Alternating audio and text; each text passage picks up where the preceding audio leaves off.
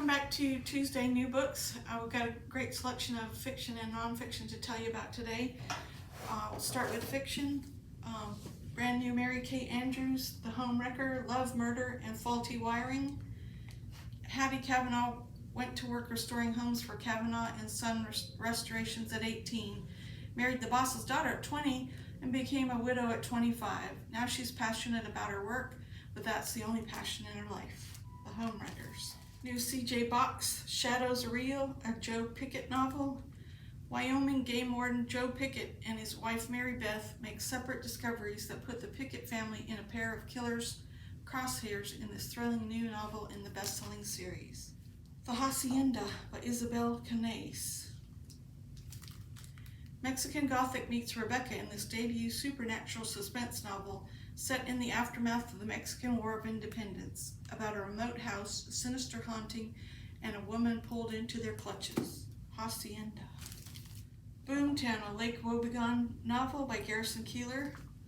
With Boomtown, Garrison Keillor returns to Lake Wobegon, America's most beloved fictional town. Lake Wobegon is having a boom year thanks to millennial entrepreneurship. AuntMildred's.com, Gourmet Meatloaf, for example, or Universal Fire, makers of artisanal firewood seasoned with sea salt. Boomtown. Robert B. Parker's Revenge Tour, a Sonny Randall novel written with Michael Pica. P.I.'s Sonny Randall's newest case hits close to home in ways she never expected in this installment of Robert Parker's best-selling series, Revenge Tour. A new James Patterson, 22 Seconds, with James Patterson and Maxine Petro, the new Women's Murder Club novel, 22 Seconds Until Lindsay Boxer Loses Her Badge or Her Life. Someone is killing hero cops all over San Francisco. The murders are done by professionals. All the victims have the same warning scrawled on their bodies. You talk, you die. It all comes down to 22 seconds. Amanda Quick, When She Dreams. Return to 1930s Burning Grove, California, the glamorous seaside playground for Hollywood stars, mobsters, spies, and a host of others who find more than they bargained for in this mysterious town.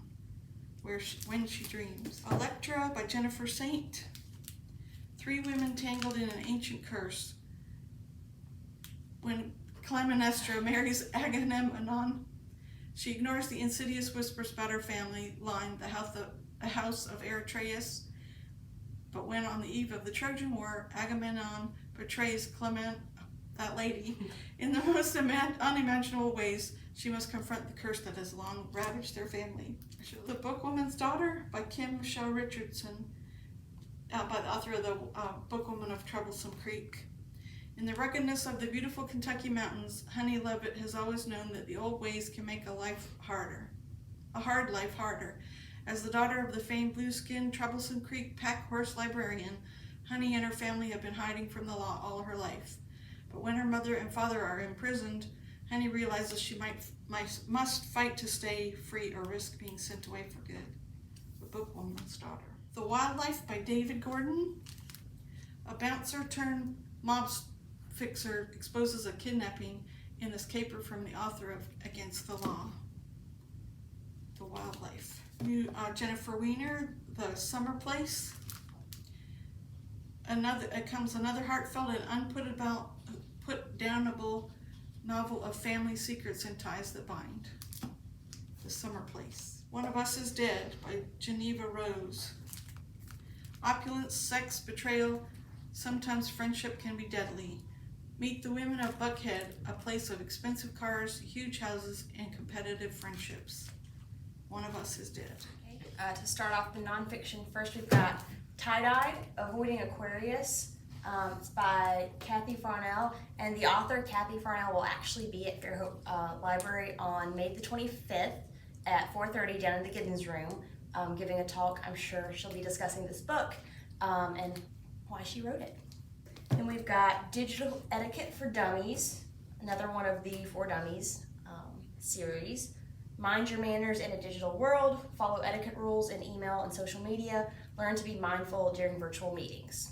So, digital etiquette. Then we've got The Truth About Crypto, that's from Rick Edelman.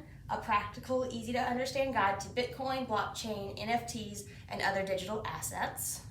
That's one of our grant books. I believe the digital etiquette is as well. Then we've got this big book called Crayfishes of Alabama. Who knew there was that many? I was going to say, it's natural history, biology, Pictures, all about maps. local Yeah. It's awesome. wildlife. Then we've got the most misunderstood women of the Bible, what their stories teach us about thriving, and that's from Mary DeMuth.